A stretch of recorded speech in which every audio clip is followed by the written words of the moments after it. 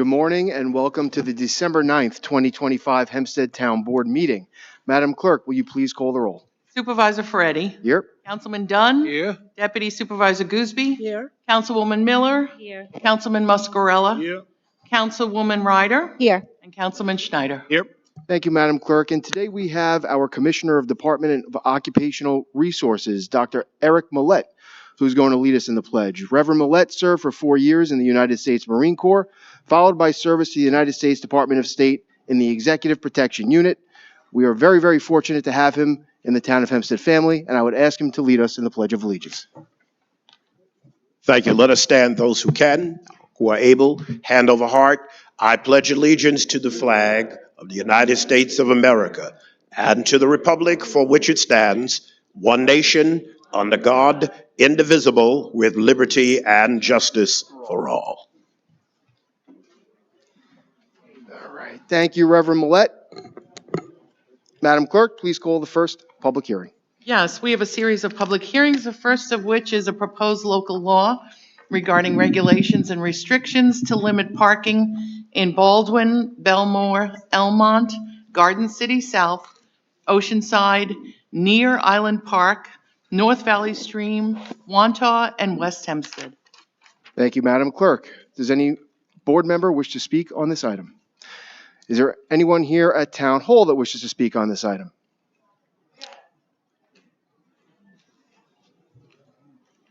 Good morning. If you could please give us your name and address. Mita J. Meriday. Yeah, okay, it is still morning because the time was starting to run. With regard to this, I just need to know what is being, the parking issues in Baldwin.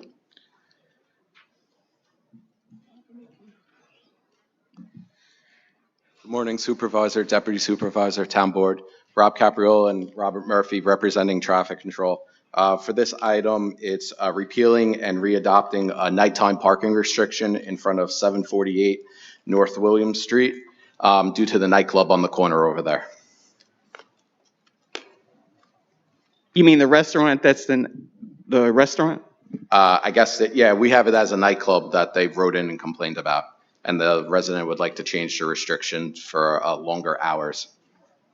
Okay, so you're restoring one that was repealed? We're repealing the existing one that's there now, and we're making it longer from 7 o'clock. From 7 p.m. to? 7 p.m. onward, yes. Okay. And the signage, okay, and are you coordinating with the police department? Because I'm 2 blocks from there, so I understand what's happening. We can reach out to the police department to do enforcement. Okay, yeah, I'd appreciate that because, you know, because they have a valet parking service, but unfortunately they're using the town parking lot, which becomes a situation because we border that parking lot, and you know, the next day there's trash and other activity going on around there. So if you can just kind of reinforce that, I would appreciate it. Yeah, we could send a request to the local police department to do enforcement and stuff like that. Perfect. Thank you. You're welcome. Thank you, ma'am. Does anyone else wish to speak on this item? Okay, can I have a motion? I move that the public hearing be closed and the board adopt the item. Thank you. A second by the Deputy Supervisor. Supervisor Ferretti. Aye. Councilman Dunn. Aye. Deputy Supervisor Gooseby. Aye. Councilwoman Miller. Aye. Councilman Muscarella. Aye. Councilwoman Ryder. Aye. Councilman Schneider. Aye. Thank you, Madam Clerk. Please call the next public hearing. We have a proposed local law regarding parking or standing prohibitions in Baldwin, Elmont, Franklin Square, Inwood, Levittown, near Lynbrook, North Valley Stream, Oceanside, Wantagh, and West Hempstead, and Woodmere. Okay, does any member of the board wish to speak on this item? Any member of the public wish to speak on this item? Right here, Mita J. Meriday, Baldwin. I don't know if this relates to the same issue or if it's another issue, but again, just need to have some understanding with regard to these regulations that are changing, that are getting amended. And again, when you reinforce it, how is it being supported so that residents, you know, are safe and supported? Good morning, Supervisor, Deputy Supervisor, Town Board. For this location, it's Central Avenue and the cross streets are Old Mill Road and Merrick Road. We're adopting no stopping here to corners for the corner clearances so traffic can flow in turning maneuvers at those intersections. I'm sorry, you said Central Avenue? Central Avenue and Old Mill Road, and Central Avenue and Merrick Road. Okay, and this came about how? A resident request. Okay. Did you have other resident, because we have a number of areas that we have people or obstructions, or sometimes we have buses, panel Absolutely. trucks Any that are blocking location- town streets.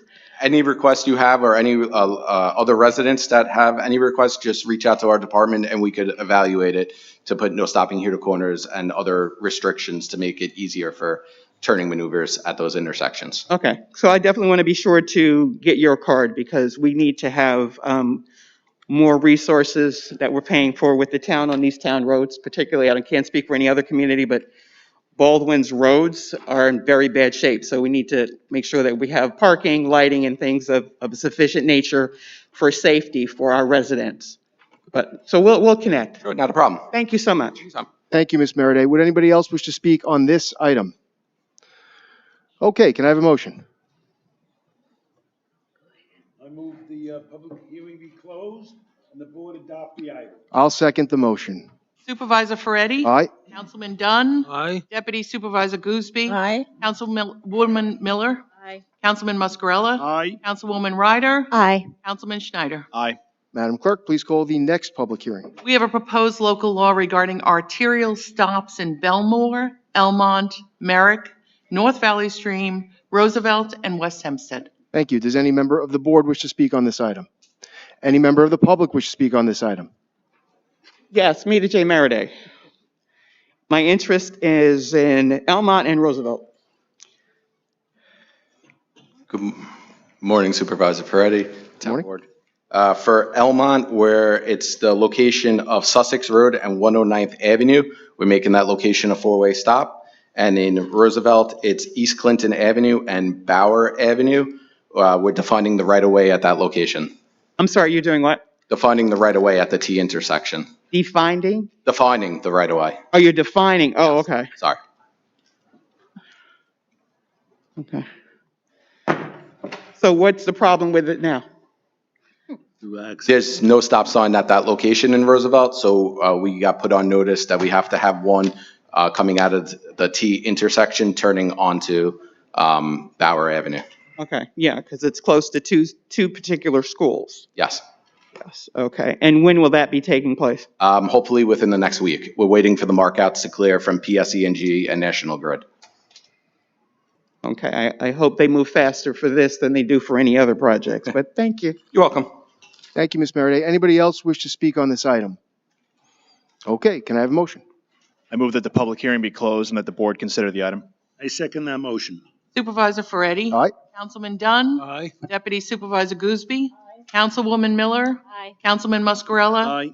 Councilwoman Ryder? Aye. Councilman Schneider? Aye. Madam Clerk, please call the next public hearing. We have a proposed local law regarding traffic regulations in the vicinity of schools in East Meadow and Woodmere. Does any member of the board wish to speak on this item? Any member of the public wish to speak on this item? Okay, can I have a motion? I move that the public hearing be closed and the board pass this item. Second. Supervisor Ferretti? Aye. Councilman Dunn? Aye. Deputy Supervisor Gooseby? Aye. Councilwoman Miller? Aye. Councilman Muscarella? Aye. Councilwoman Ryder? Aye. Councilman Schneider? Aye. Madam Clerk, please hold the next public hearing. We have a proposed local law regarding school speed limits in Oceanside and West Hempstead. Thank you. Does any member of the board wish to be heard on this item? Any member of the public wish to be heard on this item? Okay, can I have a motion? I move the public hearing be closed and the board adopt the item. Second. Supervisor Ferretti? Aye. Councilman Dunn? Aye. Deputy Supervisor Gooseby? Aye. Councilwoman Miller? Aye. Councilman Muscarella? Yes. Councilwoman Ryder? Aye. Councilman Schneider? Aye. Madam Clerk, please call the next public hearing. We have a proposed local law regarding school speed limits in Merrick. Any member of the board wish to be heard on this item? Does any member of the public wish to be heard on this item? Okay, can I have a motion? I move that the public hearing be closed and that the board consider the item. Second motion. Supervisor Ferretti? Aye. Councilman Dunn? Aye. Deputy Supervisor Gooseby? Aye. Councilwoman Miller? Aye. Councilman Muscarella? Aye. Councilwoman Ryder? Aye. Councilman Schneider? Aye. Madam Clerk, please call the next public hearing. We have a proposed handicap parking on public streets in East Atlantic Beach, East Meadow, Elmont, Inwood, Levittown, Roosevelt, Uniondale, Wantagh, and West Hempstead. Thank you. Does any member of the board wish to be heard on this item? Any member of the public wish to be heard on this item?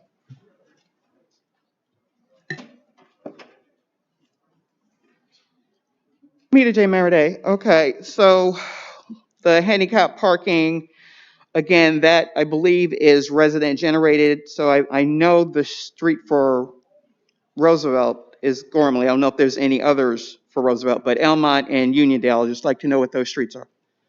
Okay. Good morning, Supervisor, Deputy Supervisor, Town Board. For Elmont, it's in front of 90 Hillsborough Avenue and 1906 Chelsea Street, Okay. 28 Remsen Street, and 51 Sterling Road. Those are all in Elmont. Okay. For Roosevelt, it's in front of 31 Gormley Avenue, 43 Ronald Place, and in Uniondale, it's 521 Clarendon Road, 330 Locust Avenue, and we're repealing the handicap parking in front of 335 Locust Avenue in Uniondale. So the 330 Locust Avenue is a repeal, it's not a, No, 330 is an adopt, and the 335, House 335 is a repeal. They're just on the same street. I see. Okay, and as I said, these are generated from requests from residents? Yes, and verified through Nassau County Department of, Okay, and generally, how quickly do these applications from receipt to execution and actually implementation happen? once we get the case, we try to get out there as soon as possible and get them on the town board. We meet with the residents to make sure that, you know, where they want them in front of their home. We explain to them that even though they have a handicap permit and it's going in front of their home, any resident can take the can take the spot. So it's not just for them; it's open. So we try to get it on the calendar as soon as possible after that. Okay, and are you promoting this particular service or availability for handicap parking, possibly through senior services, to let our residents know that it is available for them? Ms. Maraday, I'd ask you to limit your questions and your comments to the item on the calendar. That is That not. is the item on the calendar. No, that's not. You're asking about policy of the town. I'm asking you to please limit your questions or comments to the actual item. But it's proposed handicap parking, so how is it proposed? If I don't know, and if residents don't know how it's proposed, if they might have, if a neighbor sees that situation. So I don't understand you kind of interjecting when I'm asking a question as it pertains to the item on the calendar. I don't think that you are. That's why I interjected. So I'd ask you to please limit your questions to the actual item on the calendar. Please. Okay. So why don't you tell me about the streets for East Atlantic Beach, East Meadow, Inwood, Levittown, Wantagh, and West Hempstead, since it relates to the item on the calendar? I have no idea where these streets are, but maybe it'll benefit somebody else in those communities that their neighbors are able to get access to this, and it might be helpful to them.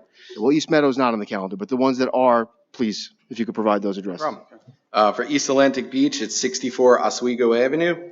For Inwood, it's 86 Roger Avenue. For Levittown, it's in front of 18 Family Lane. For Wantagh, it's in front of 3196 Poplar Place. West Hempstead, it's in front of 228 Colony Street, and in front of 258 Coventry Road North. For the repeals, it's in East Meadow, it's in front of 1514 Marion Court, 61 Oakley Avenue in Elmont, 44 Belmont Boulevard in Elmont, and 213 Colony Street in West Hempstead. Thank you. You're welcome. Thank you, Ms. Maraday. Does anyone, any other member of the public wish to speak on this item? Okay, can I have a motion? Move the public hearing be closed and the board adopt the item. Second. Supervisor Ferretti? Aye. Councilman Dunn? Aye. Deputy Supervisor Gooseby? Aye. Councilwoman Miller? Aye. Councilman Muscarella? Aye. Councilwoman Ryder? Aye. Councilman Schneider? Aye. Thank you. Madam Clerk, please call item 8, the application of Quick Lube of Carolina LLC, doing business as Take 5. We have the application of Quick Lube of Carolina LLC, DBA Take 5, for a special exception pursuant to Section 196N of the Building Zone Ordinance to permit a public garage for a drive-in, drive-out oil change facility at the premises located in Wantagh. Thank you, Madam Clerk. Good morning. Morning, Mr. Supervisor, members of the board. Garrett Gray from Weber Law Group. Joining me today is, I represent Quick Lube of Carolina, which does business as Take 5, which is the lessee of the subject property. Joining me this morning are Des Roberts, a member of Quick Lube of Carolina, as well as Joe Colucci of DevCon Solution, the project's engineering consultants. If this project looks familiar, it's because we had a public hearing on this a few months ago when you, Mr. Supervisor, had just joined the board. We found out after that public hearing that there may have been an issue with the mailing. So to be 100% above board and make sure we dot the i's and cross the t's, we renoticed and we remailed and reposted, and we are back again today. So I will ask that the prior hearing be incorporated by reference, but I will give the highlights so as not to drone on. The subject property is located at 3270 Sunrise Highway in Wantagh. It is zoned Business X and is currently improved with a one-story, three-bay, 1855 square foot full automobile repair facility.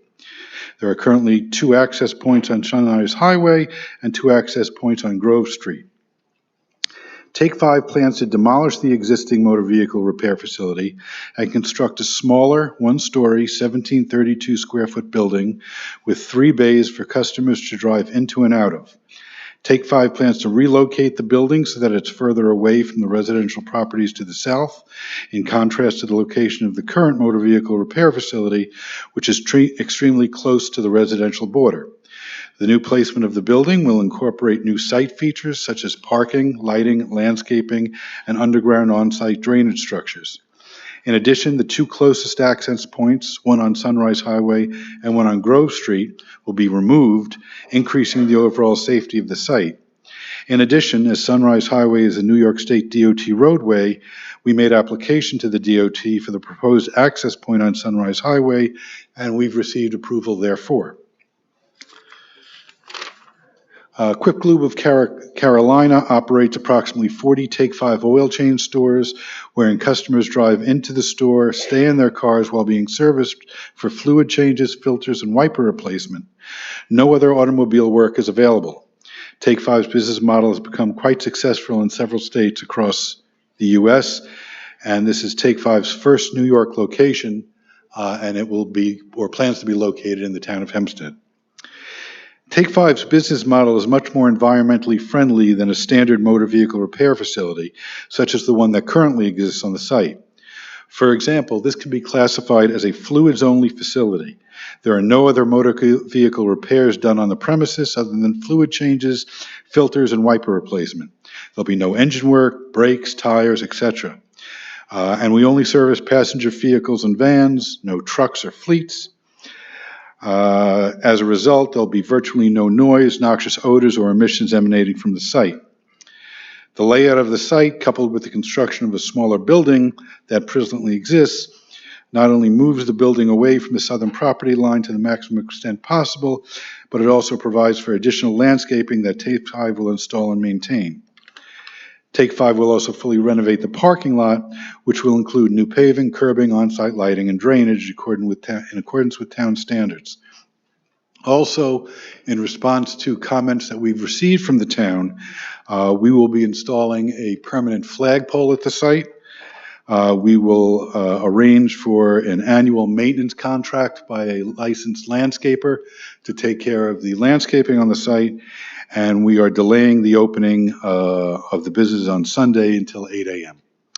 As I said, we have our team here to answer any questions the board or anybody else may have. Thank you for your presentation. And that landscaping will be on a weekly basis, correct? Yes, it will. Okay. From April 1st through the end of October? Yes, I was going to say probably not in the winter, but yes. Right. Okay. Okay, thank you for your presentation. Councilwoman Ryder, do you have any questions? Councilman Schneider? No, you answered the question I was going to ask you about the delayed opening on Sundays. Can you just restate your hours of operation? The hours. That's 7 a.m. to 8 p.m., except on Sunday. Sundays 8 to 8? Okay. Thank you. Any other members of the board wish to Yeah, I have a comment, please, or question. So the landscaping is going to be, the landscaping weekly services from April until, can you repeat that, till when? Until probably October, November. October. So those months where there won't be landscaping services, there will be weekly maintenance to keep the property clean? Of course. Okay, thank you. And the flagpole will be prominently displayed on the Yes. property, correct? Okay. Councilman? Mr. Gray, just one more question. So when you mentioned that it's a fluids-only service station, that means you shouldn't have cars backing up and idling and causing, pollution and things like that for the neighbors, right? Correct. I mean, they go in, the average time is very quick, and they drive right out. Okay, and you're moving the structure further away from the residential. That's correct. Areas back there, right? Okay. Thank you, sir. Thank you. Okay, I do have 3 people that have signed in on this item. First, Garrett Gron. Garrett Gray, I already spoke. Oh, she looks like Gron. Sorry about that. They made me fill out a card. Gotcha. Thank you. Joseph Colucci. He's our engineer, so we're good there. All right, moving right along. Chris Lauterbach. Oh, no, we need you to go to the microphone, sir. Just because it's being streamed online, so you got to.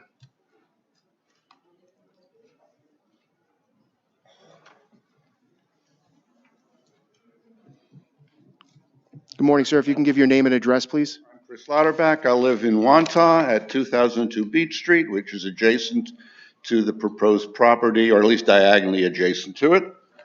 I would ask, is there anyone here other than I who got a residential notice in the mail to attend? Because I did canvass my neighbors and nobody even had knowledge of this event. And there was a return receipt letter I got, but nobody else got any letters.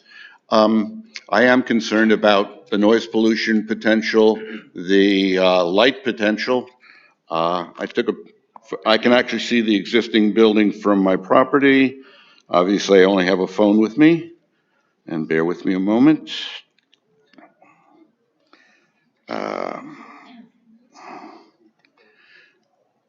Maybe a little difficult to see, but this is my adjacent view of the current property. And I am concerned about potential oil pollution. I'm concerned about the additional noise, especially 7 o'clock opening hours. As I said, I don't know if anybody else is speaking on behalf of the neighborhood. I did canvass my neighbors about this and nobody was notified to the best of my knowledge. So I'm asking to be in, or I'm saying I am in opposition approving this special ordinance. How's it rephrased? Special ordinance exception. That's the best I can say, but I figured I'd say my piece. Thank you, sir. Mr. Lauterbach, you mind if I take a look at that picture real fast? I couldn't see it from here, so. Yeah. Just before you respond, let us all take a look at the photo, okay? Those, I believe, are existing conditions. Not what it's going to look like when we renovate the whole site.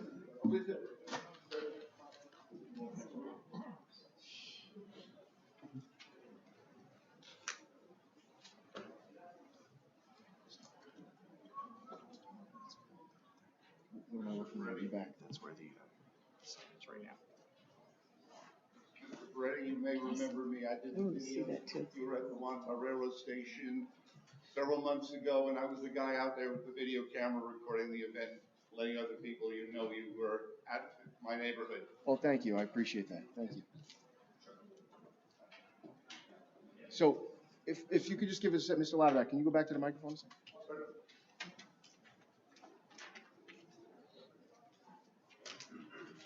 So, Mr. Lauterbach, the picture that we just saw, that's a picture of your rear yard, correct? That's a picture from my rear yard taken from my upstairs bedroom, looking at the current building. So I'm fairly adjacent to what the new business will be. So I am concerned about the additional noise pollution and potential oil pollution. So I'm just, so the point of the picture is to show the proximity to the location? Okay, but that is a picture as it currently is. Taken, what, 2 hours ago? Okay, got it. Thank you very much.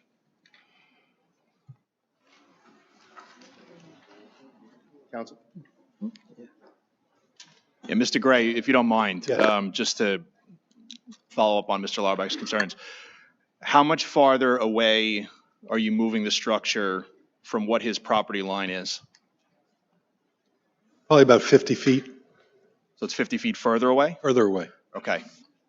And then regarding the lighting plan, Dark sky compliant. yeah, because if he's concerned about Absolutely. light pollution, understandably so. And as far as the other pollution, noise, odors, et cetera, that's going to be sharply diminished from what is experienced now. Because not only is the building being moved further away, as I said, this is fluids only. So you're not going to hear any banging or smell any odors. It's a much needed improvement to the site than is currently there now. He's not gonna have to listen to air guns going off at Exactly 6 in right. the morning, or 7 in the morning, I should say. Correct. No tires, no. How is the lighting on the site situated? Come talk. Good morning, Joseph Colucci, DevCon Solutions, consultant for the applicant. So the lighting is situated around the property, around the perimeter. It'll be shielded. It's 18 foot high and directed onto the site. So no spillage is permitted to any adjacent residential, any properties, or any roadways. Okay, so he shouldn't have to worry about lights coming into his bedroom or anything like that, right? That's correct. Okay. If for some reason there's a problem with that, that's something you guys would be amenable to adjusting? Absolutely. if Just need let be? us know. In all our locations, we strive to be good neighbors. So if anybody comes with a complaint or a comment, we don't send them away. I didn't think so. I just wanted to make sure. Yeah, sure. Thank you. Mr. Lauterbach, you understand that the proposed building will be actually further away from your property, right? Again, very little information provided in this letter sent to us, just Of course. show up. And so, again, I don't know the extent of what it'll be. I guess the proof is in the pudding, so to speak. If the building is up and there are issues with it, I'd like to know who I can speak with to have those corrected eventually then. Sure. Well, we're here for you. You can contact me or councilman. But I just want you to understand this is actually something I think the project will really improve the area. There's a landscaping plan. It's going to be a very nice building. And also, it's going to be actually further away from you. So any of your concerns with pollution, I think, I hope they were alleviated today. You know, and there, again, I don't use the accounting firm that is adjacent to it. My broker actually works out of that office, so I've tried canvassing them. And there are other neighbors closer to Sunrise Highway who also more or less abut the proposed air business. There is a scuba diving property that sits on Sunrise adjacent to the proposed oil change business and the residential neighbors. But Okay. again, they haven't had much impact because they're not here. I understand. But I just, like I said, I hope that your concerns were at least mitigated a little bit today. And Thank you. all right, have a good day. Any other members of the public wish to speak on this item? How are you doing, sir? Good. You're living a dream. I'm living a nightmare. So with regard to this property, I'm glad that the consultant, because I wrote about parking and lighting and the landscaping issue. Just in terms of the hiring that's going to be taking place, I didn't hear anything, since we have so many of these facilities on the South Shore, I guess there's a need. I would love to have a study with regard to how many of these that we have on the South Shore, since we already have issues with our water and things of that nature. But what is taking place with regard to the hiring practices for the wide variety of services that will be taking place here? Is there going to be any community outreach to include our, veterans, our young people? How are we incorporating this project? Since it was stated that you're environmentally friendly, I just want to know about the community outreach and input, in addition to ensuring that residents near to that facility, are protected. It was very disappointing that when the attorney brought up that Initially, when this was brought to the body, there was an issue with mailing, and you had a resident who took the time, waited for this meeting to get started, to address that concern, to say he canvassed his neighbors to find out that they did not get any information, and the information that he got was very limited. So that is where my concern is. Somebody might say, well, you don't live in Wanto. Well, I still pay taxes in the town of Hampstead. So I'm not trying to act like I'm siloed and just focused on what's happening in my community, because what happens to any community impacts me as well as my community. So those would be my questions. Thank you. Thank you. Any other member of the board wishes, I'm sorry, any other member of the public wish to speak on this item? Okay, can I have a motion? Yeah, Mr. Gray, were you going to respond to that? Just two quick things. Number one, we submitted an affidavit of mailing, which contains the certified stamped receipts of everybody living in the within the radius of the subject property. We also submitted the returned green cards as well as the undeliverable envelopes. With regard to hiring practices, I assume it's help wanted. You don't need a lot of specialty in oil changes and filter replacements. And obviously those in the community would be given preferential treatment, I suppose. Thank you, sir. Okay, do we have a motion? I move that we close the public hearing and consider the item. Have a second? Supervisor Ferretti? Aye. Councilman Dunn? Aye. Deputy Supervisor Gooseby? Aye. Councilwoman Miller? Aye. Councilman Muscarella? Aye. Councilwoman Ryder? Aye. Councilman Schneider? Aye. Madam Clerk, please call item 9, the application of 2150 Grand LLC. Thank you very much. Thank you. We have the application of 2150 Grand LLC in the Baldwin Mixed Use Zoning Overlay District BMX of the Building Zone Ordinance. Thank you. Good morning. Good morning, Mr. Supervisor, members of the board. William Benesso for Chelly Deegan Tarana, 333 Earl Ovington Boulevard, Uniondale, New York, here on behalf of the applicant 2150 Grand LLC. With me this morning, whom you'll be hearing from, is our project architect, Mr. Sal Ferrara. He'll provide the board with a detailed overview and presentation regarding the project and the building itself. We also have from R&M Engineering, Mr. Wayne Muller, a transportation engineer who has been recognized by this board on many occasions as a traffic expert and permitted to provide expert opinion testimony in connection with traffic and parking. We also have present a principal of the project, Mr. Randy Narod, who is one of the owners. We have our project manager, Nick Tangridi. We have our site engineer, Mike Rant. We have Chris Bisogno from R&M Engineering and Angela Kowaleski from R&M Engineering, who prepared our secret consistency analysis that was provided to VHB for review.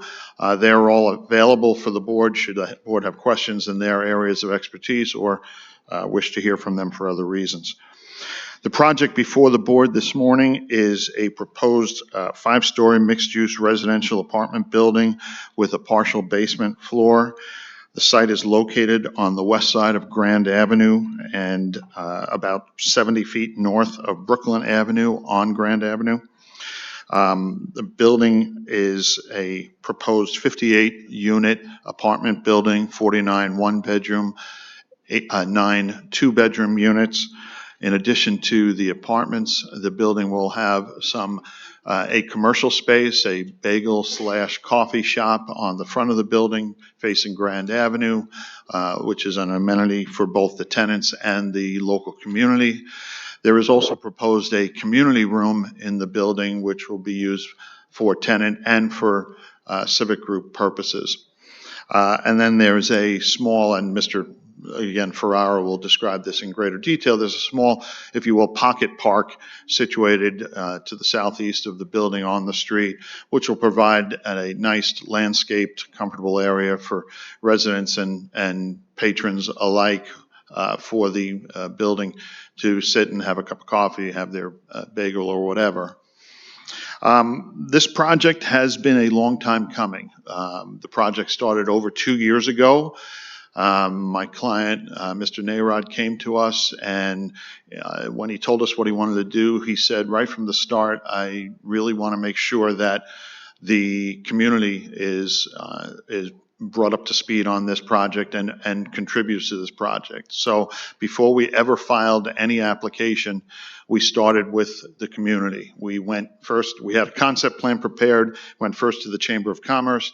Chamber of Commerce liked the project and expended their support. And then we went to the Baldwin Civic Association. We had multiple meetings with the executive board of the Civic Association. During those meetings, which were extremely helpful, they not only identified, what the project should entail, what needs the community had, but also they made very clear what the aesthetic of the property, of the project should be. So we designed and redesigned in accordance with that, and ultimately, upon the satisfaction of the executive board, the matter was brought to the entire Civic Association membership at a meeting in one of the high schools. At that meeting, my client and I and our consultants presented the case to the members at large, answered their questions, addressed their concerns, and with the exception of some, people who are always afraid of change, the general consensus of the meeting was significant support for the project.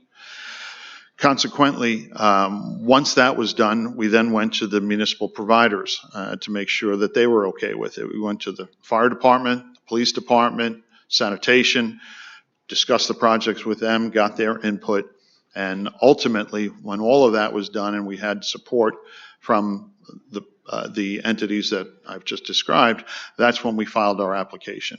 Filed the application, and then, as is the process, once the application was in and reviewed, the town's design review board had a meeting where we attended and presented the case to them. We provided them with detailed information about the project, and ultimately the design review board issued a report, one that I would assert is very favorable. In it they say, and I'll quote, "The proposed building and site layout, overall massing, exterior design elements, and materials appear to be in substantial compliance with the Baldwin Mixed-Use Overlay District's design guidelines." And they further went on to say, and again I quote, "The design review board recommends that the town board consider approval of this project."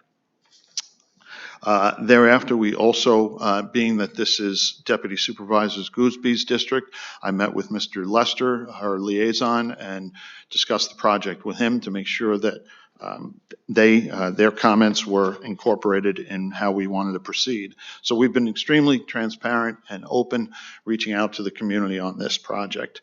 The project, as mentioned, does have several amenities which permit us to take advantage of some of the bonuses that are contained in the provisions of the mixed-use district.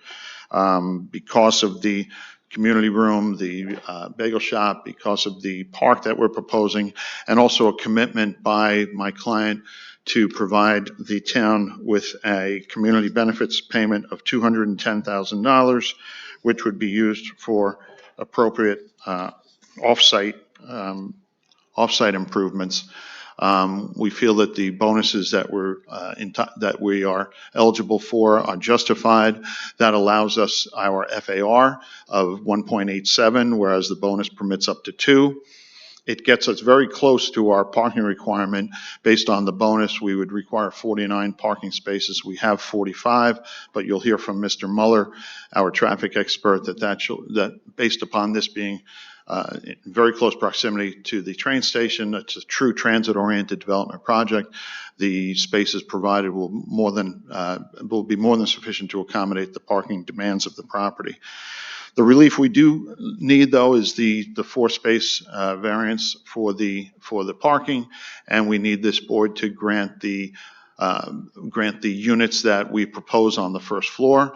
The provisions of the code don't call for that. However, based upon the design, as you'll hear from Mr. Ferrara, we feel that it's the best approach.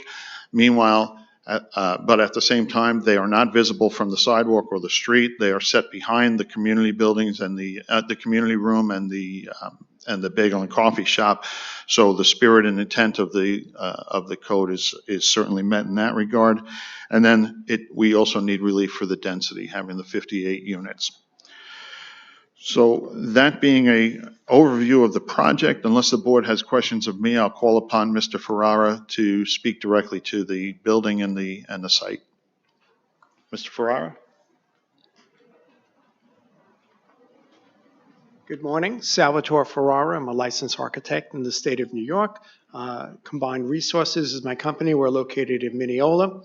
We had the privilege to work on this project, and again, we took a while to craft it and make it work as best we felt it could for this particular site. The site is actually a short site on the street side, and it goes fairly deep. There is a fairly wide green belt that runs to the west side of us, which has a little stream bed in it, and it also adds to our protection to the businesses and residences that are behind us. We tried to push the building towards the southeast side of the site. There are residences which are back over here, so they're significantly further back than if we had put the building in the center or towards the north of the site. So our goal was to give them as much space as possible without being over their shoulder. There are other things that we tried to consider on the building next to us. I'll put it up on the board here, and it's in the packages. There is a florist called Wicks Florist, which is kind of a hometown favorite there. And they have a lovely floral graphic up on the wall. So what we tried to do is we moved the building slightly back on that side. We created a little park area over on that end of the building so that we could, it's always the way, right? Let's take some. Take some. I need the one with the site. So our goal was to create a little park space here so you could see this graphic that's up on the wall and give this a little bit of an open space there. The building would have normally been either an L shape one side or the other, and in order to make this work best, we felt that the short side being up on this end of the building actually gave us the most amount of utility of the space and use of the parking area and protect the residents that are further north and west of the site. This side of the site is all the Wicks Florist. It's a car repair and collision shop and a cabinet shop down on the other end. So that side is all industrial. So we pushed the building up this way for two reasons. One, it also keeps the shadows on our own property and doesn't have the building looming over Grand Avenue where it would cast shadows on the street. And it also gave us some ability to provide this little green space that we could give back to the community. We have currently a retail shop that we're putting on this side of the building. And on this side, behind the little park space, we have a community room that, as Mr. Benesso had said, would be shared between the patrons of the building as well as the community groups that we had met with. The building itself, we worked closely with the community groups to craft a building that they felt was the look that they wanted, almost a carriage house kind of look that felt very nice to the downtown kind of feel of it and the older community that Baldwin actually is. By doing this also, we decided in concert with the fire department and other groups that we were going to build a non-combustible building as compared to doing the wood structures that we so commonly see with these types of buildings. Even our materials on the outside of the building, we're using a concrete board and we're using metal panels in order to clad the outside of the building, further enhancing the fact that the building is a fireproof building, gives us a little bit more surety. And the fire department and fire marshal's office were very happy to see that that was our goal.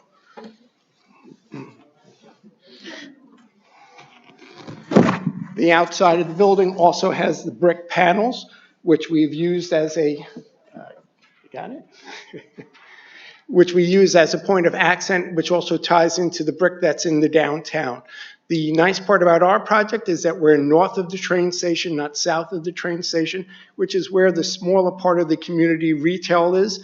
It's almost a blighted area. A lot of the stores are still empty on that side. This will bring people in community to that side of the building or that side of the tracks that will service those little stores that will hopefully get them to be filled back up and have people in the area that would walk the street and make it a more common downtown feel. Ms. Vanessa? Are there any questions for Mr. Ferrara? Then in that case, Thank you. Just one question for Mr. Farrar. yes.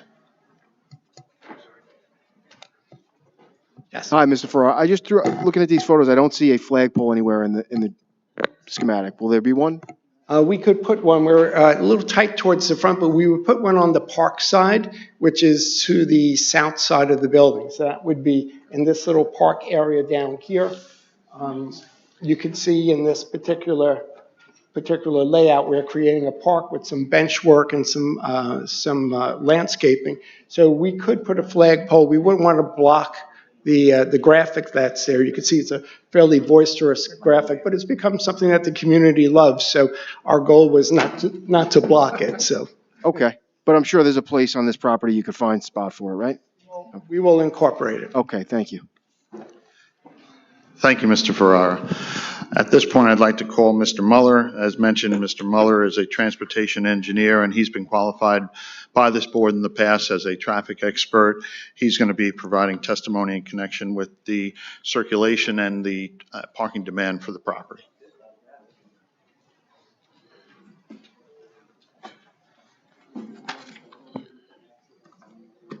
Good morning, Mr. Supervisor, members of the board. My name is Wayne Muller. I'm a partner with the firm of R&M Engineering. Our offices are at 50 Elm Street, Huntington, New York. My firm prepared the detailed parking and traffic analysis that was prepared as part of the project and previously submitted to the town. I would just like to submit a copy for the record, dated December 2025. Thank you.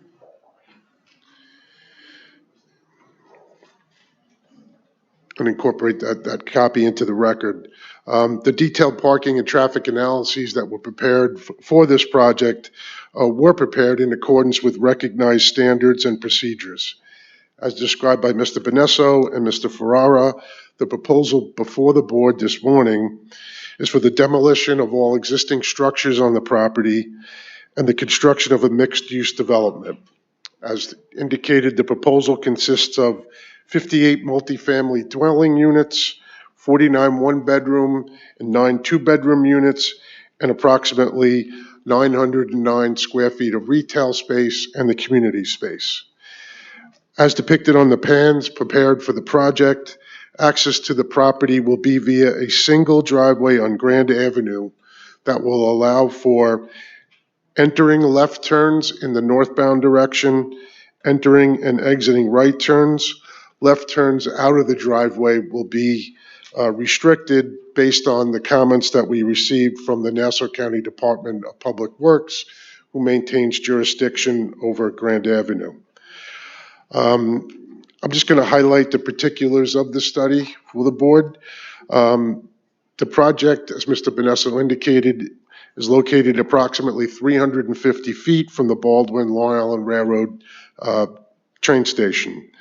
The board, in its infinite wisdom, has recognized that being in close proximity to a Long Island Railroad station or a significant transit facility has a significant benefit in the reduction of the trip making and parking activity associated with developments that are located close to these facilities.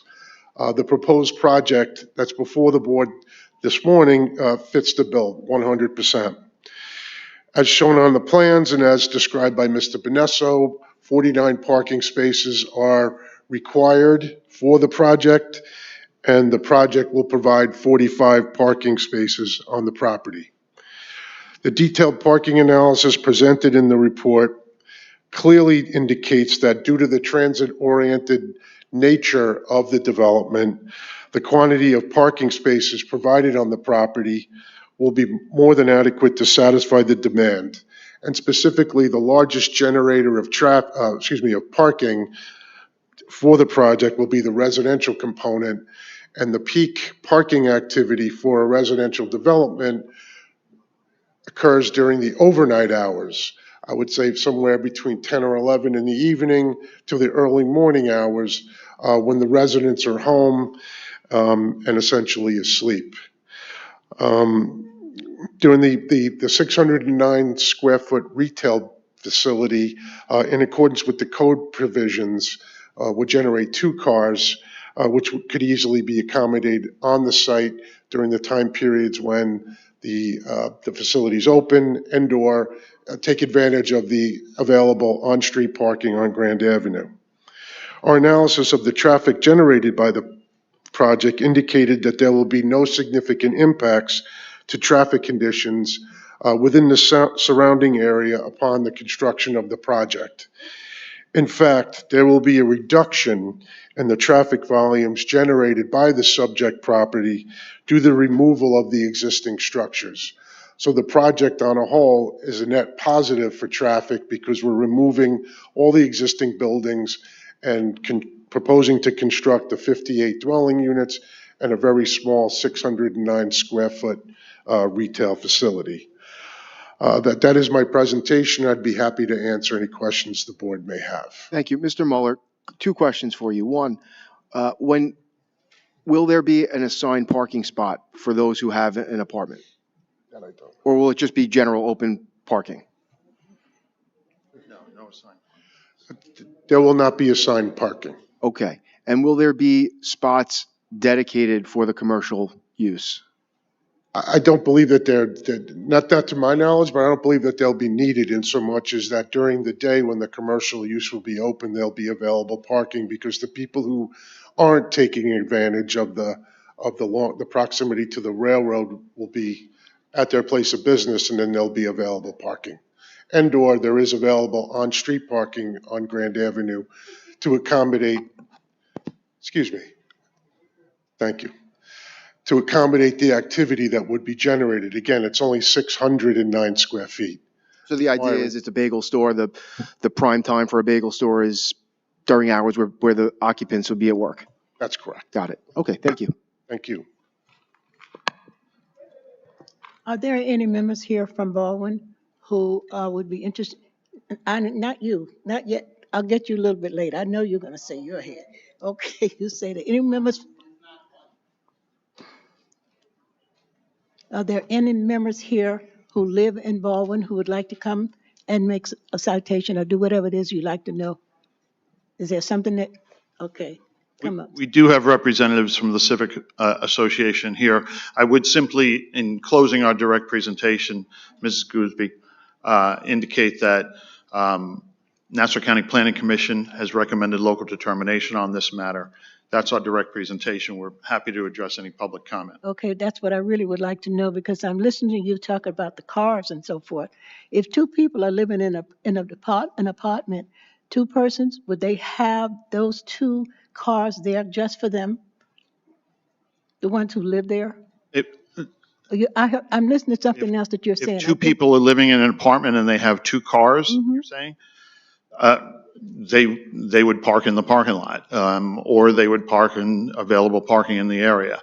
The study that gets performed, and Mr. Mueller can elaborate on this, for units like this is that there is a very low generator.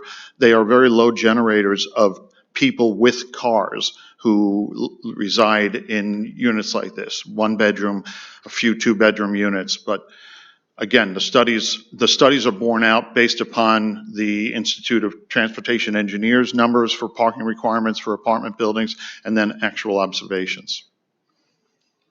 Okay. I would like to hear from them and hear what they have to say about this because I don't want to think about the persons, anybody coming in there that does not belong in that department, in this building. I'd like to make sure that the people who are there are the ones who are getting what they need in that building. Understood. Well, you want to have the Civic Association? Yes, I would like to know what they have to say. All right, so Mr. Benesso, that completes your presentation? Okay, I'd simply like the opportunity to respond to any. of course.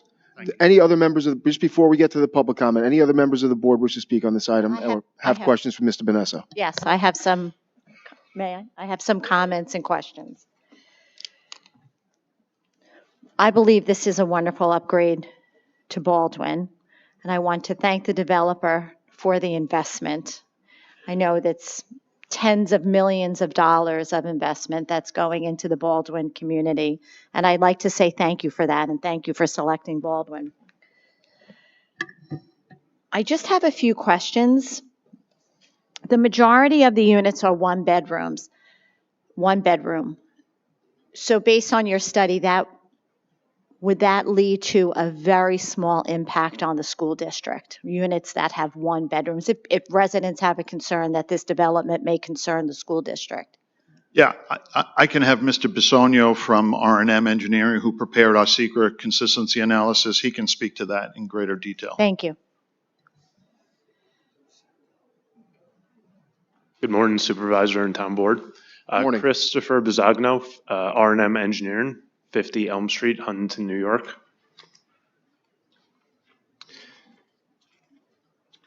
Just bear with me 1 second.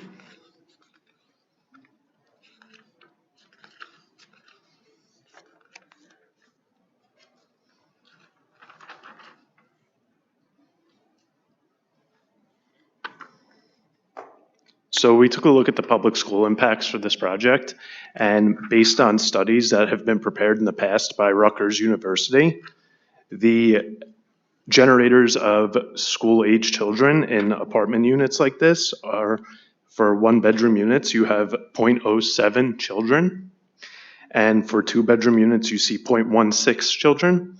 So in a total of a project this size with the 49 one-bedroom units and the 9 two-bedroom units, you come up with 5 school-age children.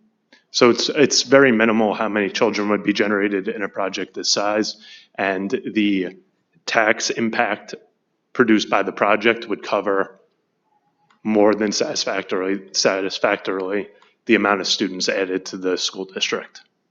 So no impact on the school district? No essentially. impact. Okay. Well, when you say no impact, if the tax revenue is larger than the impact based on the amount of children, that would actually theoretically reduce the property tax burden for the surrounding community, correct? Correct. Thank you. Yes. So it's an impact, just It would be a a positive. positive one. Okay.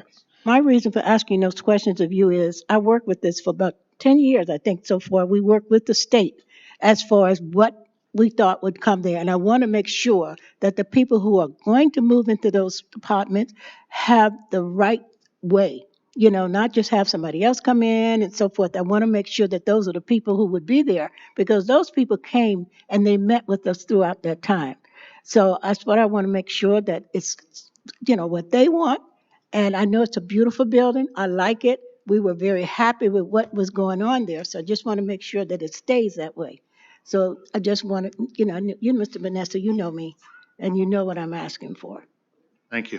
I would also, just to add to Mr. Bisogno's reference, the Rutgers study was for, those numbers are based on non-transit oriented development. The actual school generation for transit-oriented development projects is even lower. So even at most, you'd probably have 5 students and probably less based upon it being in such close proximity to a transportation hub. Okay. So I still would like to hear from the people who live Yes, there. ma'am. We're going to be living in this apartment. Okay. Any other members of the board wish to speak on this item? All right. I do have some people that have signed in. But I did not get the answer that I want. You have more questions for? I do, from the people who live there, the people who live in Baldwin. I want to know what they think about it. Well, they've signed in. We're going to have them come up. Okay. All right. Mr. Maltabano, Mr. Maltabo, you spoke as part of the presentation, correct? I'm sorry. Okay, Karen Maltabano, my apologies. Thanks, Karen. Karen Montalbano, 2611 Park Avenue, Baldwin, New York. I'm also the Vice President of the Baldwin Civic Association, and as a resident of Baldwin and as part of the association, I really back this project. We are keeping the business that one of the businesses there, which is the Bagel Cafe, which is a win for us. We are seeing development there that will help us. I think that any objections about the parking can be worked out. And I know that there will be a letter of support that will be read by my colleague and fellow board member, Willie Zambrano. Thank you. Okay, thank you. Thank you, Ms. Montalbano. Victor Soctio.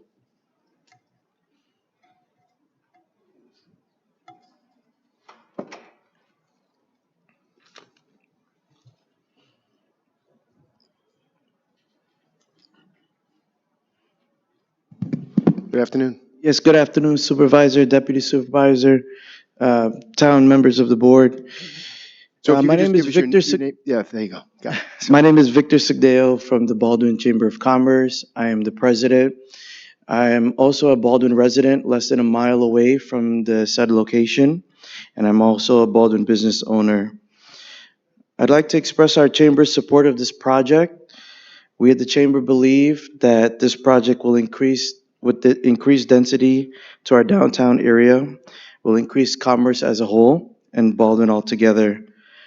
The Long Island Bagel Cafe owners of the current building has maintained the building very well, and we expect for this new building for them to keep it at the same management. That's my statement. Thank you. Oh, we appreciate it. Thank you. Sal Ferrara. Oh, Mr. Ferrara, yes. This one's going to be tough. Michael Park. Got it. Willie Zambrano Phi.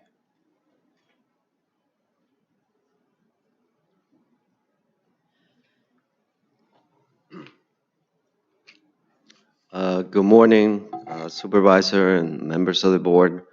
Good morning. My name is Willie Zambrano. I am a resident. I live in 830 Van Buren Street in Baldwin, and I'm also an architect.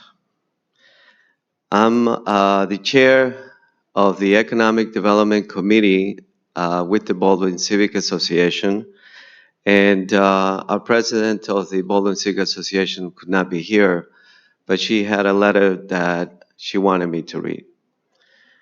To the board, I am writing to you on behalf of the Baldwin Civic Association to express our strong support for 2150 Grand LLC development, a proposed 58 apartment unit building set to be situated near the north side of the Long Island Railroad in Baldwin. The Civic Association recognizes the potential this development holds for our community and wishes to highlight the developer's cooperative approach throughout the process. Myself was included throughout that process and advised our colleague Sal to enhance on those aesthetics. And they have done very much so on the onset.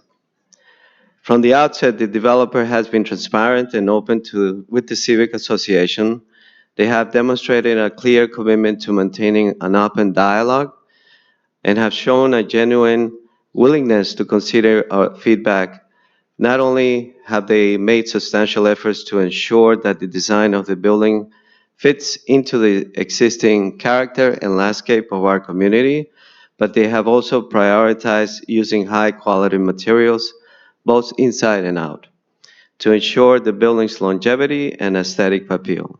Additionally, we greatly appreciate the developer's sensitivity to the community's needs, particularly their commitment to preserving the beloved local Long Island Bagel Cafe that has long been a staple of our neighborhood. The Civic Association is also pleased to see that the developer has thoroughly planned for on-site parking, addressing concerns of congestion and convenience for future residents. We're further encouraged by the inclusion of a public open space along Grand Avenue and a community room, which will be available for neighborhood access and could foster further connection within the Baldwin community. Importantly, we believe that this project aligns with the broader goals of transit-oriented development in Baldwin's downtown mixed overlay districts design guidelines. Baldwin, just a Thank you quick so note much. on my end. As an architect, we feel like this will be a good economic growth development. Got it. Thank And you, we sir. thank you for Thank you for your support. comments. Any other members of the public wish to speak on this item?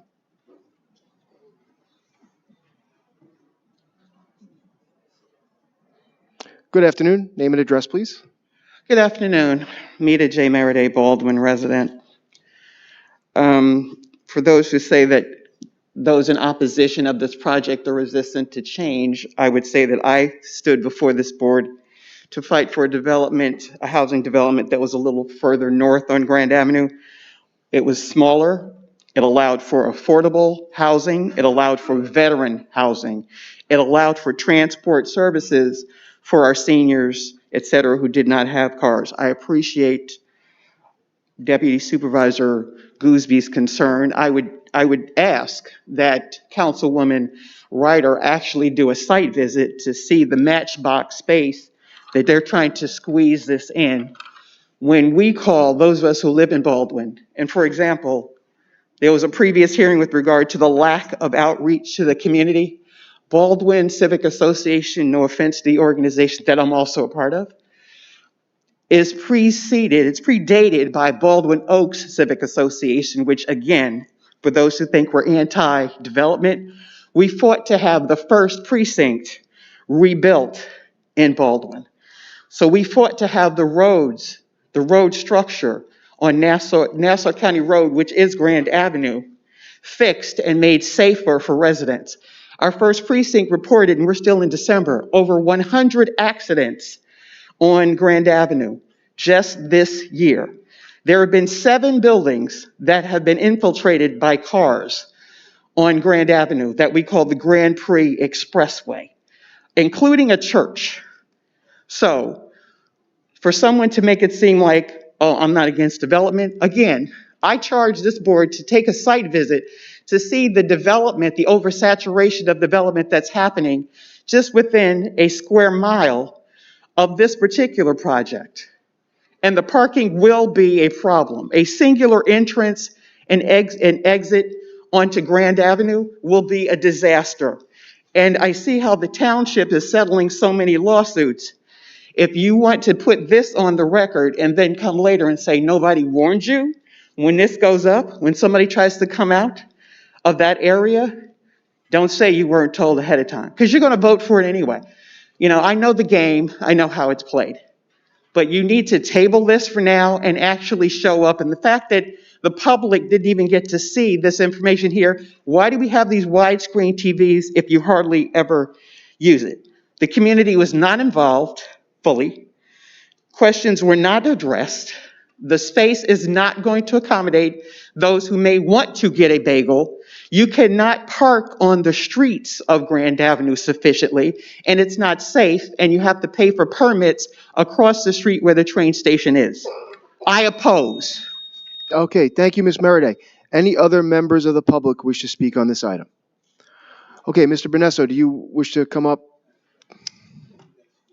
Just before you respond, goes without saying, there'll be regular landscaping on a weekly basis Certainly, from April 1st to October 31st? absolutely. Okay, licensed and insured, right? Of course. Yes. Very briefly, in closing, I do believe that we did perform a great deal of community outreach. I do believe that the project as a whole meets with the goals and intentions of the Baldwin Mixed Use District, Overlay District that this board adopted in order to create the opportunity for revitalization and new dwelling units in the area. I think, as I recall reading it, it called for as many as 1,000 or 2,000 new dwelling units. And through careful consideration, this board has approved some.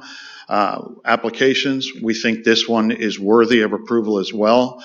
Regarding traffic, as you heard from Mr. Muller, this will actually generate a net reduction in amount of trips based upon the removal of the existing commercial spaces that are on the site and their replacement with a residential facility with only a very small commercial component of the bagel and coffee shop.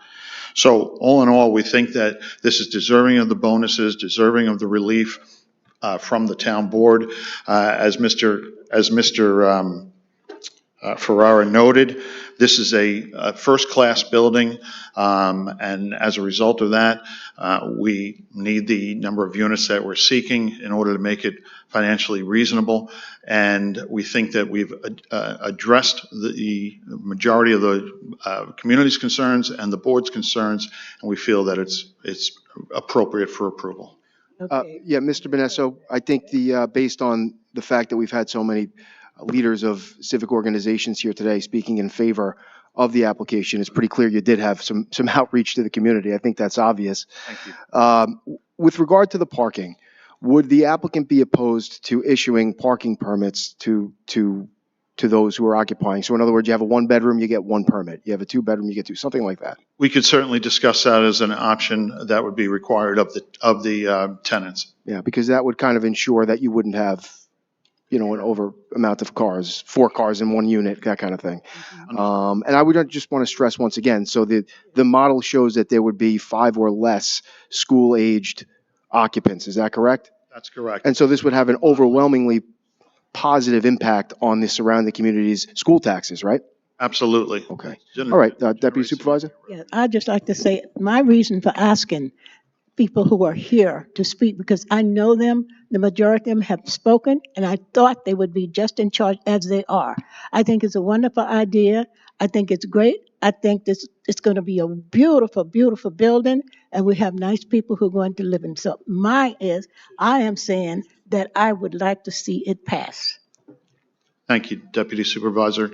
I know nobody knows the pulse of the community like you do, so that's high praise. Thank you. You're welcome. I work with them many times, so I know what they want, and they should have it. So Thank you very much. I want it to go pass. I would like to see it pass. Thank you, Deputy Supervisor. Any other members of the board wish to comment? I would like to comment, please, Mr. Supervisor. I want to publicly thank Deputy Supervisor Gooseby. I know that she has poured her heart and soul into this project and has worked consistently for many, many years on this. In addition to the Civic under Karen, thank you, and also Victor, who is the president of the Baldwin Chamber. Those two organizations are wonderful advocates for Baldwin. I want to thank you for your involvement. Thank you to the developer for including the community, getting their concerns, addressing their concerns. And I, too, joined Deputy Supervisor, and I think this is a wonderful project for Baldwin. I think it's a great development that will clean up that area. And the goal is to generate more foot traffic to help the businesses. So overall, I think this is a very positive project for the Baldwin community. Thank you, Deputy Supervisor. Thank you, Councilwoman Ryder. Any other members of the board? Okay, there being none, can I have a motion? Who's working?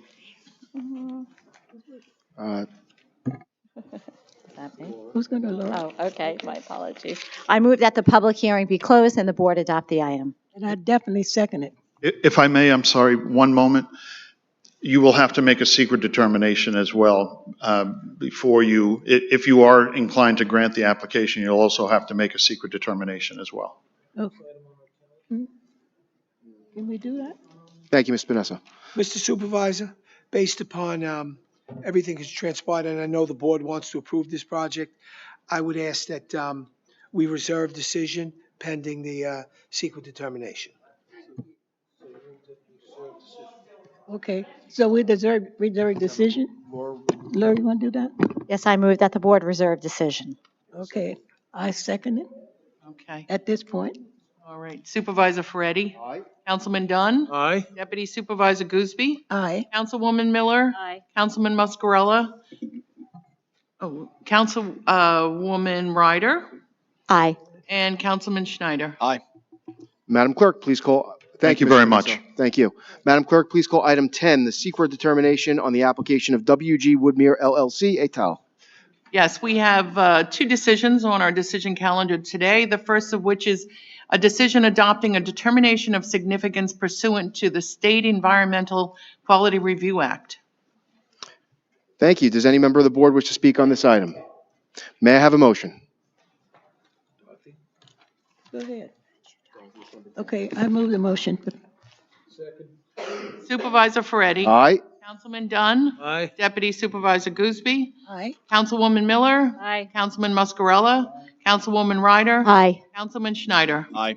Thank you, Madam Clerk. Please call item 11, the decision of the application of WG Woodmere LLC et al.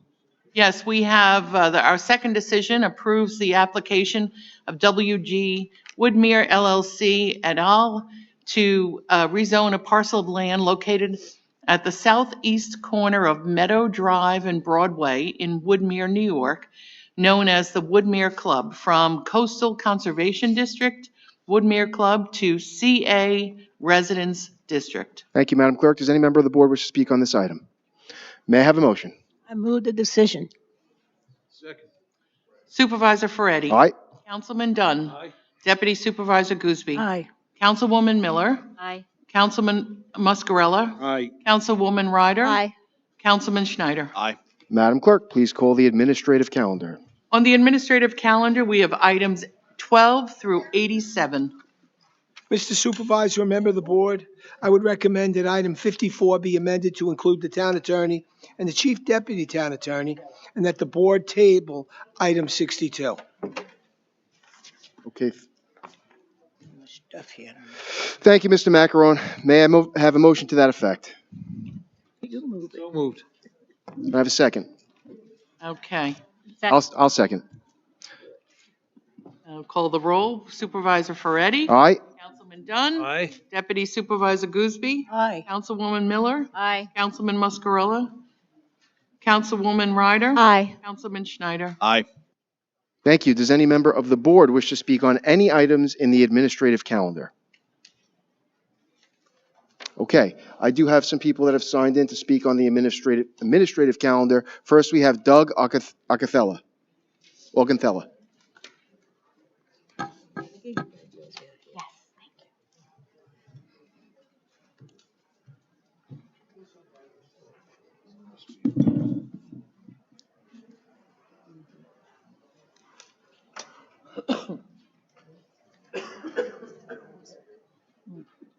Good afternoon. Thank you very much. My name is Doug Augenthaler, spelled Augenthaler.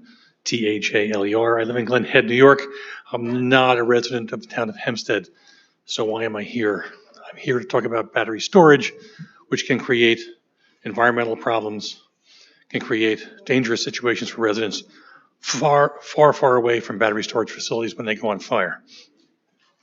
Battery storage facilities are made with batteries that contain lithium, which is highly, highly flammable, virtually impossible to put out, and winds up emitting toxic chemicals and heavy metals into the air when they burn. Now, they don't burn often, but when they do burn, they burn for a long time because even under the new fire codes, the system is to let them burn out because they can't be burned out. Now, there's a large fire earlier this year in Moss Landing in California, and they have had environmental issues and issues with residents being harmed physically as far as 20 miles from the battery storage facility. Think about where the battery storage facility here is going to be proposed. Draw a 20-mile circle around that. You enclose most of Nassau County. That's why I'm here, because it affects North Hempstead, it affects Oyster Bay, it affects Suffolk County when you build these things. These things are not safe. They should not be in residential areas. They should not be anywhere near Long Island. Yet New York State is proposing these things all over the place, and they're all dangerous and should not be put in place. With that. Thank you, sir. Thank you very much. So I would just, on item 87, if that is an item to set a hearing for January 13th. So come back January 13th, you'll be able to speak on the item. But once again, but just going forward, anybody who wants to speak on that, it's only with regard to setting the hearing, not the actual content of it. Okay? Understood completely. I just want to make sure that you know that these things are dangerous before we get there. We'll be back. Don't worry. Got it. Thank you. Victor Suktio.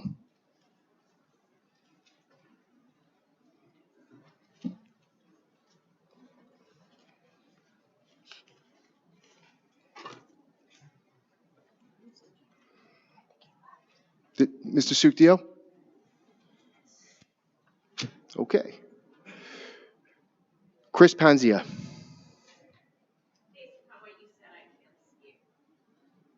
Supervisor, she would like to, I just spoke with her. She'd like to speak on the battery storage moratorium. Would you like to speak on setting the hearing for the battery storage?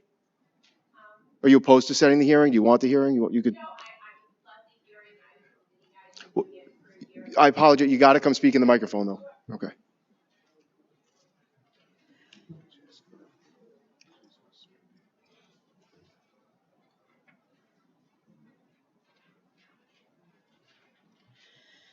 Good afternoon. If you could just give your name and address, please. Chris Panzeka, Union Avenue, Glen Head. I want to thank you guys for putting this resolution up to hold a hearing. I did look at your written law. I see that it's only for 6 months. Town of Oyster Bay and Town of North Hempstead have actually just gotten a year. Last time you pursued a year. So I do hope that maybe that's a typo and you will be pursuing a year, just given the gravity of the fallout of disasters from these facilities and protecting public health and safety. So the board's well aware of the risks. We will not be pursuing a year, and the reason why is because the courts have held that the maximum amount of time you could set for a moratorium is 18 months. And so since we've already had a year, the most we can do is 6 months. So that's why it's for 6 months. So the town of Oyster Bay has had moratoriums since April of 2024. North Hempstead voted in a year moratorium back in December of 2024, and they just extended their moratorium another year. I can't speak for other towns or whether or not they're taking into consideration what the courts have held, but I can tell you we do. So that's why we're doing 6 months for now, but we'll be addressing this in the January 13th hearing as well. Okay, thank you. Thank you. Have a great day. Tim Kramer.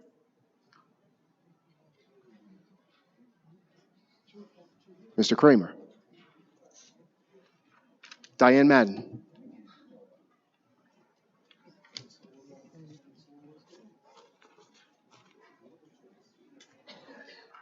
Item number 54, Good afternoon. Name and address, please, for the record. Diane Madden, Hempstead.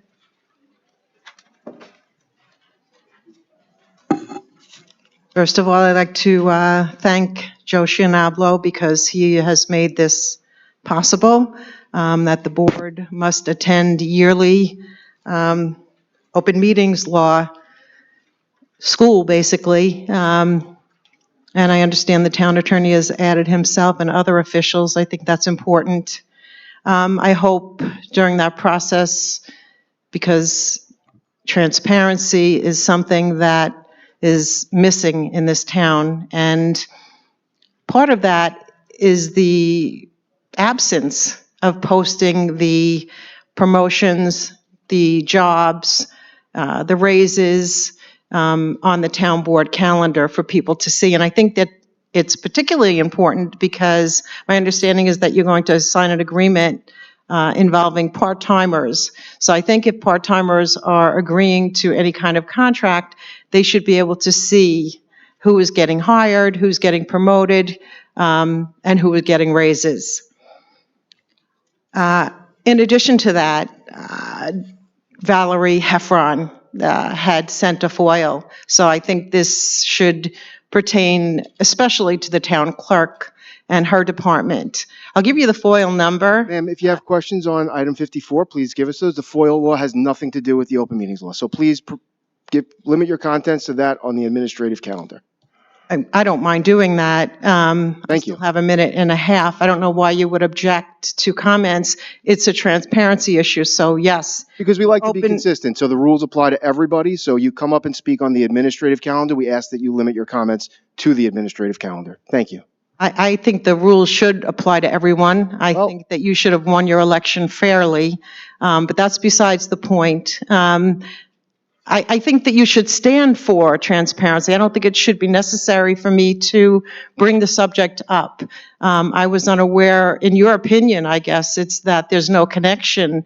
But to me, transparency in the town of Hempstead should address every issue.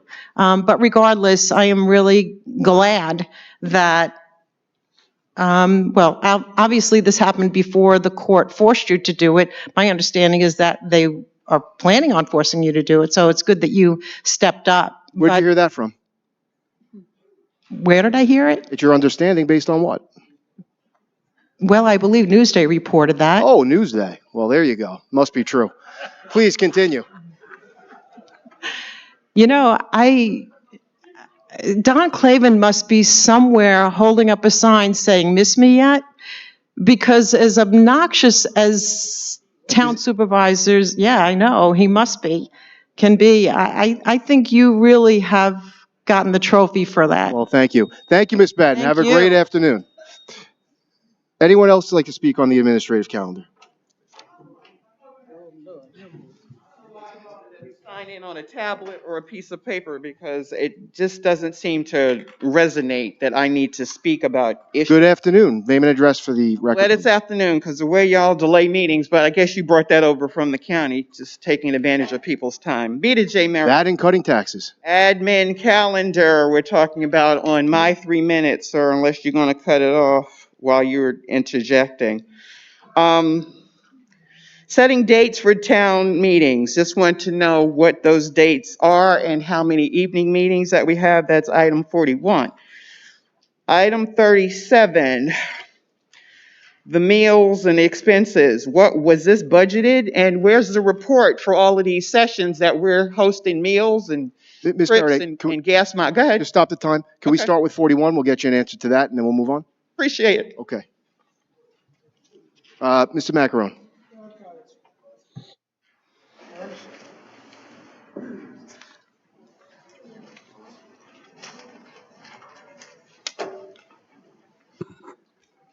The meetings are as follows. January 7th at 7:30, that's the supervisor's inauguration.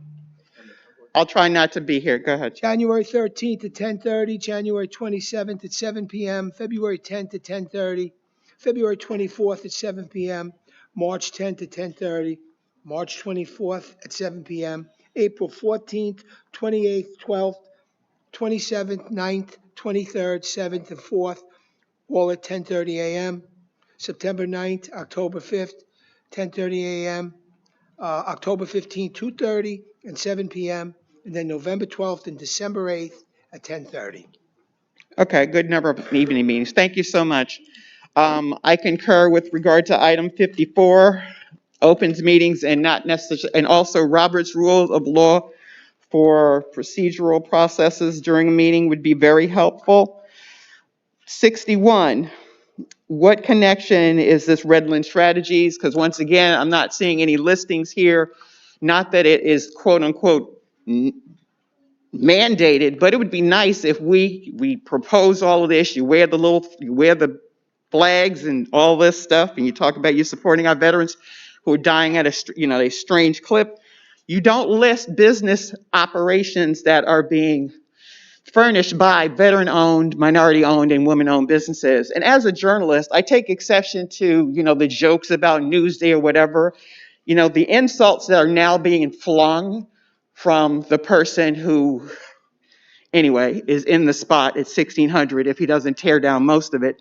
That's disgusting. And I want it on the record as disgusting, the attacks on women, the attacks on ethnic communities, that the silence is deafening from these elected officials that have no problems when there's certain groups that are targeted. When African Americans are the highest targeted group in the country, highest targeted group in the country, I have a problem with that. 70 and 75, settlement claims. What is that about, and what is the township doing to address the fact that we're paying out more money than we're actually putting into services to benefit our young people, our seniors, and our veterans? So. Okay, thank you. Mr. Macaron, 70 and 75. With regard to item number 70, there's been a long 8-9-year-old federal lawsuit involving the Woodmere Country Club. The town board changed the zone earlier today, allowing 155 age-restricted condos. This is the actual settlement of the lawsuit. Interestingly, rather than us paying any money, they are giving us a community benefit over the next year of $800,000 because of the impact that that development may have in the community. I will tell you that if you look at the settlement agreement, that's up on the website. You'll see that not only is the town approving the settlement, the village of Lawrence and Woodmere are also, and it's a large building, but compared to the actual golf course and the properties in Woodmere and Lawrence that are being, I'm sorry, in Woodsburg, that are being left vacant for town residents' use, where there'll be no building whatsoever. It's a home run for open space in the town of Hempstead. With regard to number 75, it's an unfortunate situation. An individual suffered a significant in his 30s hand injury, and after 2 or 3 years of conferences in court, discussions with the victim's attorney, the defendant's attorney, the plaintiff's attorney rather, and the judge, despite the fact that he had a significant, never-ending disfigurement of his hand, we were able to settle this for $850,000. Okay, and I actually said 70 through 75, but I appreciate that. You have 47 and 48 where the wells for East Meadow and Levittown, and there's also East Meadow, and then there's a Levittown on here as well. What about what number is that? I'm sorry. Levittown is in here too. I know 47 and 48 address East Meadow, but I know Levittown was listed in here too with regard to the wells. And the clock just keeps on ticking. I'm owed about 10 seconds at this point. Good morning, Supervisor Ferretti, Deputy Supervisor, members of the town board, Commissioner Reinhardt from the Department of Water. Specifically, what is the question about those resolutions? What action is being taken for these East Meadow and Levittown wells that are listed here when I know for a fact, and I saw you at the meeting in Uniondale, so before you say that, Ms. Faraday, I saw you at a meeting, when you spoke to residents in Uniondale, where is the Uniondale activity as far as replacing or correcting the wells of the bad water that's running through Uniondale, Hempstead, and Garden City? More so than East Meadow and Levittown. The wells in Uniondale, the treatment's already online. That was put online last year. These are wells that have not been treated yet in Levittown and East Meadow. So we're not talking about the actual structure, the well itself. No, we're talking about adding treatment to address 1,4-dioxane, the emerging contaminant. These projects in Levittown and East Meadow, those wells have not reached the limit yet, but we are now treating for wells that are below the limit to be proactive. The board has expressed their desire to improve the water quality, even though they were not over the regulatory limits on those. On these two projects, we've received a total of about $12.5 million in state and federal grants as well to fund these projects. And you're going to have minority and women and veteran inclusion in these projects since it's state funded? The state and federal requirements require outreach to MWBEs and SDVOBs. Outreach and inclusion. Just sending a letter and not giving them a contract is not incorporated. There's monthly compliance reports that are done for all these projects and filed with the federal and the state. Okay, thank you. Thank you. Thank you. Excuse me, can you tell us how much money we have spent on that water in Uniondale? In Uniondale, we've spent about $30 million on those wells, and it will continue on in the future as regulations continue to evolve. Okay, thank you. Thank you. Thank you, Commissioner. Anyone else in the public wish to speak on the administrative calendar?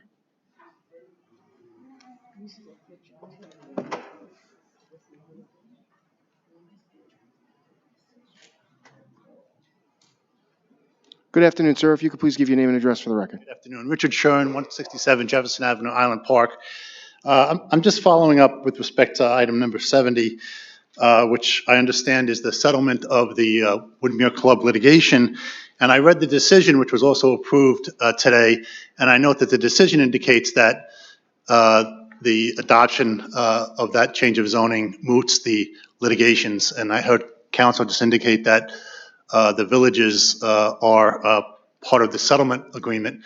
So my question really is all of the litigation now resolved associated with the Woodmere Club, or are there remaining litigations that remain to be resolved? Well, certain steps pursuant to the stipulation of settlement have to be accomplished in the villages and in the town, and assuming that they are done, and the town and the villages have signed a stipulation indicating they will move forward with regard to those, the litigation should be done. I can't tell you the status of the county's litigation. Okay, so I guess that was kind of my question. I wasn't aware of the fact that there's another litigation involving the county relative to this project that still needs to be resolved before this project can move forward. I don't know if I'd call it another litigation, but there is one lawsuit where the county's the defendant. They have not, to my knowledge, signed the stip with regard to resolving this matter. Okay. Are there any other legal actions of which you're aware that would be a significant impediment to this project proceeding? I don't believe so. Thank you. Thank you, Mr. Shern. Any other member of the public wish to be heard on the administrative calendar? Okay, there being none, can I have a motion on the administrative calendar? I move that we close the meeting for the administrative calendar. Second motion. And then just to clarify, 54 is amended and 62 is tabled. That's part of the. Correct, as amended. Supervisor Ferretti. Aye. Councilman Dunn. Aye. Deputy Supervisor Gooseby. Aye. Councilwoman Miller. Councilwoman Ryder. Yes. Councilman Schneider. Aye. Thank you, Madam Clerk. May I have a motion to adjourn? I move that we adjourn. Second. Supervisor Ferretti. Aye. Councilman Dunn. Aye. Deputy Supervisor Gooseby. Aye. Councilwoman Ryder. Aye. Councilman Mascarella. And Councilman Schneider. Aye. Thank you, Madam Clerk. Now that the formal town board meeting is ended, the town board will remain to listen to the comments of residents. I have numerous people who have signed in, starting with Robert Kugelamas. What's his name? Hello, sir. Good afternoon. Excuse me? Good afternoon. Okay, thank you. Robert Kugelmass, Baldwin, 4th District. I'd like to discuss residential therm rate costs regarding my home heating bill. National Grid provides me with gas and gas delivery services. The rates are set by the Public Service Commission. I'm not here to demagogue National Grid, nor am I here to complain about the cost of heating my home. And the PSC is an independent state agency. So you should be wondering, why is this guy here before the town council? What has the town council got to do with all this? I guarantee you a reasonable answer. Just give me 2 minutes. The gas bill has 2 parts, the cost of the fuel and the cost of gas delivery services. There are currently 2 rates for therms. One rate is for under 52 therms per month, and the subsequent rate is for over 52 therms per month. The latter rate is 65% cheaper. So much for the technical information background. The first major problem with the current rate structure is that it is extremely regressive. As a result, small homes are currently subsidizing the large homes. Big homes need a lot of additional gas heat, most of which is discounted 65%. It's regressive. The second major problem with the current rate structure is that it discourages conservation and efficiency. Why bother conserving when the extra additional needed gas is so heavily discounted? By changing the rate structure, the PSC can effect responsible affordability. There's that word again. Responsible affordability. And National Grid will not make 1 cent more nor 1 cent less. This is not a free lunch. The larger, less efficient residential homes will pay more as smaller homes benefit from a more equitable rate structure. Okay, so why am I here?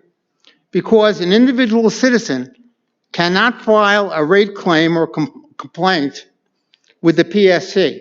Only elected officials can. I want you to find a leader among your fellow elected officials who will file a complaint with the PSC, a complaint against the PSC, a complaint that you as an elected official can sign. Any elected official, I want lots of signatures. And then it's up to the independent PSC to reevaluate its gas structure rate. Thank you, sir. Thank you, sir. We appreciate your comments. Okay, Thank you. and are there any questions? Anybody have any questions? Any No, questions? but we appreciate you coming in, and you could always follow up with an email, sir. Is there anyone who's interested in the packet of information I have? You could certainly hand it up. We'll absolutely take a look at it. Pardon? You can hand it up to this gentleman, and we'll take a look at it. Thank you. I can email it to anybody who's interested, but if nobody's interested, just tell me. Are you interested, Mr. Ferretti? I'm interested. You please email it to me. Okay, I'll email it to you. And you know, I think we're all interested up here. So please, if you could CC everybody on that, all of the town board. I didn't hear you that one. We're all interested. So please email all of us. Okay. And maybe you can find a leader who's interested in going after a state agency. Well, we'll definitely look at the documents you send. Thank you, sir. M. Hughes.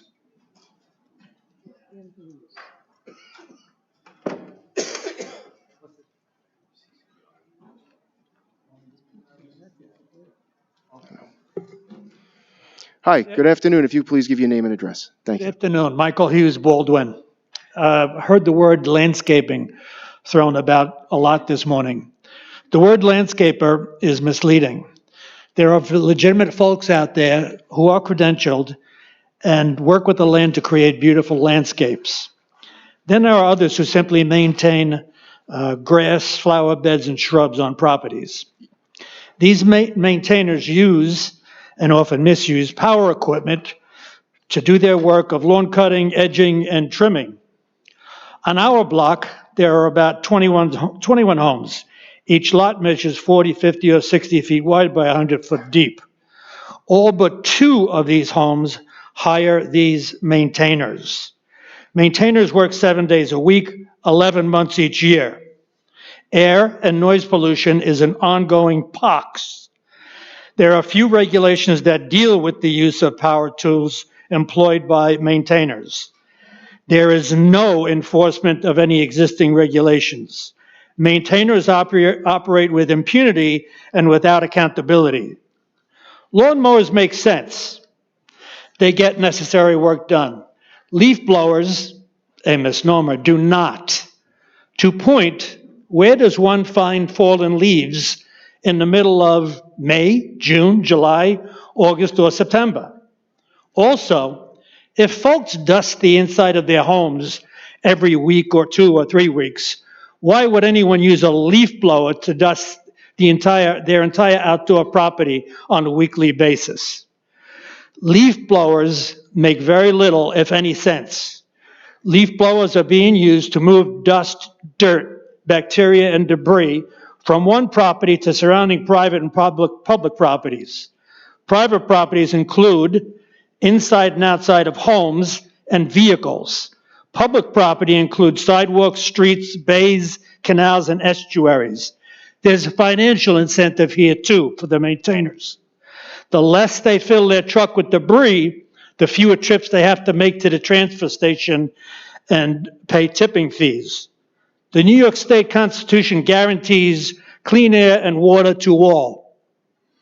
The town has a monument to those who perished on 9/11. Don't survivors deserve some consideration? Many suffer from illnesses and injuries. The most prominent are various cancers and lots of pulmonary disorders, including asthma,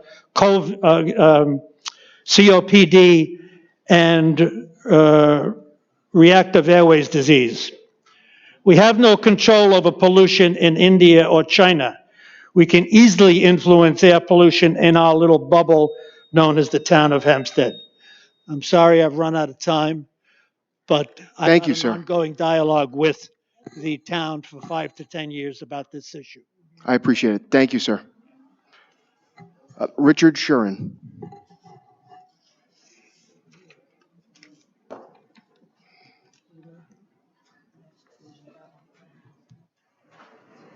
Good afternoon again. Richard Sherman, 167 Jefferson Avenue, Island Park. I have concerns regarding the actions taken in the meeting in which Supervisor Ferretti was presiding during the period of time in which the court has held that open meetings law was violated and you were not appointed correctly. My concerns are, as a resident and a taxpayer, with respect to the actions that were taken during that meeting, whether they're subject to challenge or whether the risk can be mitigated in some way.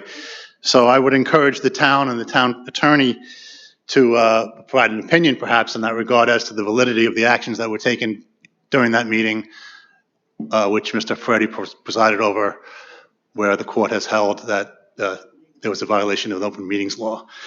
That's one comment.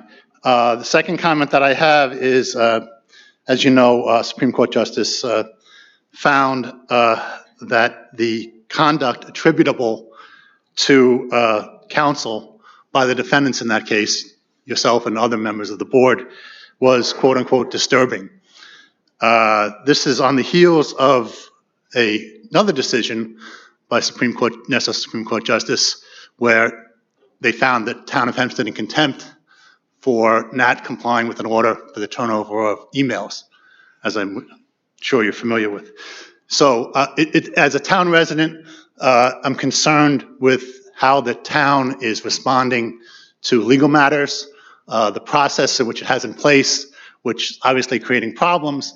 And I haven't heard any statement or any kind of representation from anyone on the board or yourself, Mr. Ferretti, as to steps that you've taken to provide assurance to members of the community such as myself that this won't happen again in the future. Steps are being taken to, I see counsel is still there, counsel who was the subject of the contempt hearing. I would like to know that there's some kind of remedial action being taken or some steps that are being taken to make sure that we don't have similar problems.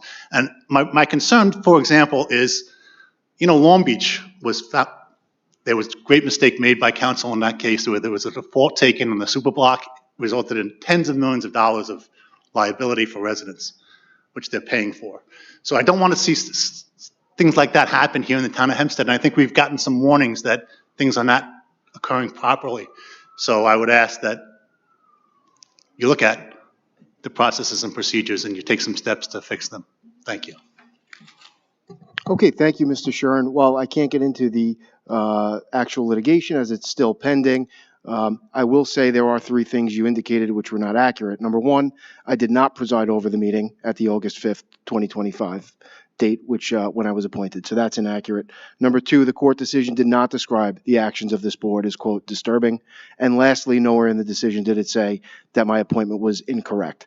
But that being said, I certainly appreciate your comments and thank you for coming. Our next speaker. Was there a meeting that occurred? Our next speaker is Meter Meriday. Thank you, sir.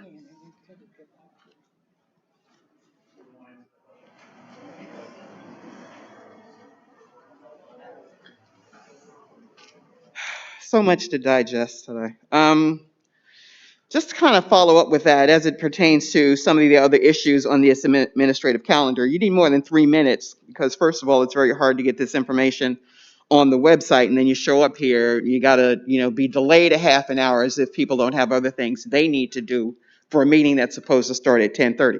So the disrespect and disregard for residents starts there. But again, that probably is a carryover from how the county treats folks. As you know, I show up there more so than more residents should. With the billions of dollars of budgets that go out the window around here, more people really should show up and care about where their money is going. Reading in Newsday, yes, for me, it's a credible media outlet opposed to some of the others that you may not laugh at because, everybody's so scared of the person in 1600 that they can't speak out for human rights and civil rights. It says authorizing the town attorney to discern matters and otherwise retain outside counsel. Is that outside counsel because it's our money that's paying that? Are they going to have a limit as far as what they can charge per hour? Because I'm sure you're aware, maybe residents are not aware, that there's one law firm, one of the many that's been acquired by Nassau County, that they're paying $2,000 per hour for a First Amendment lawsuit against Newsday. I find it amazing that, governments want to challenge a media conglomerate in a First Amendment issue. But again, $2,000 an hour. So something to be considered when we have, again, people who are struggling, particularly this time of year, just to maintain rent or a mortgage that we're paying for your outside attorneys. Do we not see this as some conflict of interest that we're hiring attorneys that are addressing matters?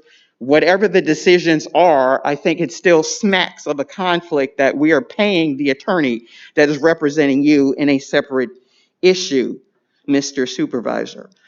Lastly, as we're going to the close of this year, I would like to hope, as I said yesterday at the county, that we can do better with regard to the issues of decency and respect for challenged constituencies that do not hear voices from their elected officials. And I too have to wear a mask in this building because for me it's a toxic environment because I'm a 9/11 first responder and I do have COPD, REDS, and asthma and other cumulative conditions, but I still come here to try to at least throw a rock into what I consistently call the smelling stagnant water of our local and our county representation. And again, Councilwoman Ryder, we'd love to see you in Baldwin so you can see all. Okay, thank you. Next up is Joseph Shinablo.